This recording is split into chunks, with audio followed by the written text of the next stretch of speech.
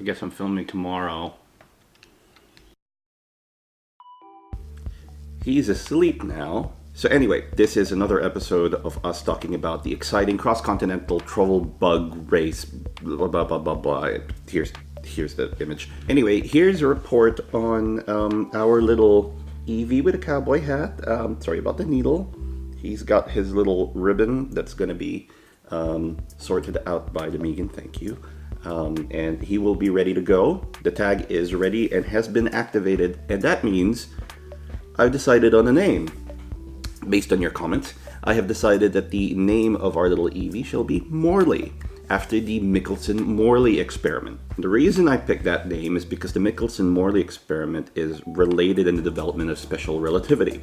So, given that my walk-along buddy's name is Einstein, this makes sense. I like this. In fact, you can check out the Trackables page. I have linked it down in the description so you have an idea of what it'll look like in competition. Alright, so Morley the Eevee set. The deadline's closed. All of the participants are in. There are 10 of us competing in this particular competition from all around the world, I would say. Primarily from North America and Australia.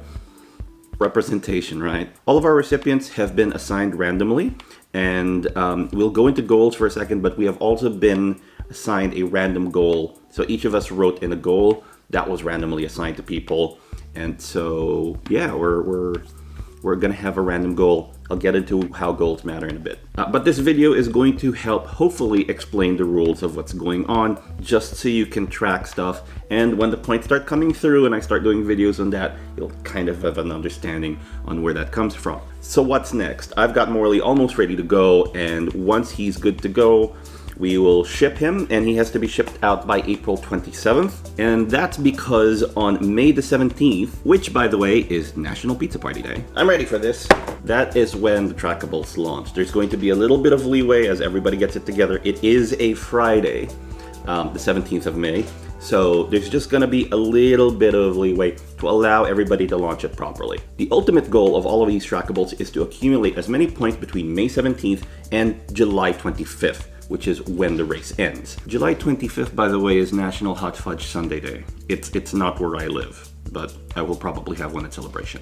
Our rules state that you can release the Trackable in one of two ways. The recommended fashion is to release it at an event. This is what I'll be doing with Geocachers Coast Blue and It's Only Barney. It'll be a united event at the Sydney Harbour Bridge pylon, facing the Opera House on the other end of the harbor. And we will be doing that on May 18th just because of the way schedules work out. We want to get it out as fast as possible, but this is probably the best send-off that we can give them. So if that event is already up, I will put details of it down in the description. The other way to release it is to pop it into a good quality geocache. Basically a geocache that has a good find to favorite point ratio. Something that's been found recently can accommodate the Trackable, so on and so forth. Basically, pick a geocache that has a really good chance of staying intact, letting people discover it, and so on. So if you're not doing the event thing, you're doing the hide in a good geocache thing. Now let's talk about points, because points are the fun, complicated thingy. Before we get to points, let's talk about how points are tallied and who they're assigned to. So we've each been randomly assigned a recipient. We're going to send a Trackable through to them.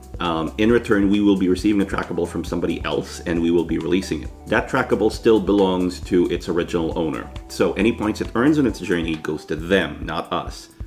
We are the stewards in charge of helping give it a good release. But otherwise, once they're in the wild, they're on their own, and whoever owns them is basically who the points are credited to. Points are tallied week by week to reduce legwork. They will be posted on the Discord channel, link below. And if you follow this video series, you'll probably see the updates as we go on because I'll be reporting it. Okay, so let's talk about launch event. If the Trackable is launched in an event, it instantly earns 20 points. If the Trackable is launched by popping it into a geocache, it earns 10 points. Obviously, the event has slightly more points because there's a lot more effort going into actually launching it. For every cache the Trackable visits, it earns points equivalent to the find fave ratio on it with a minimum of 1. So if the cache has no faves on it, it still earns 1 point.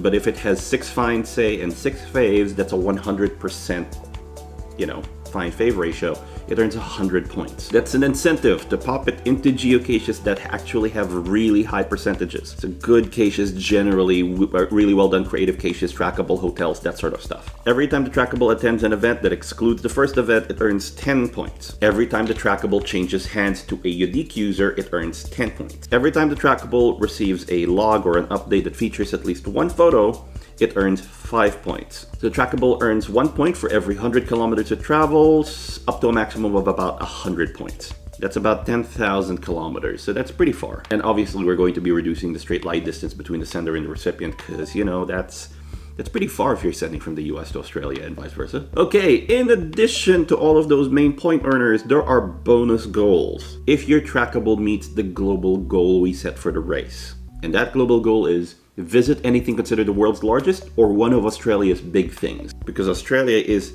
apparently also known for its big things.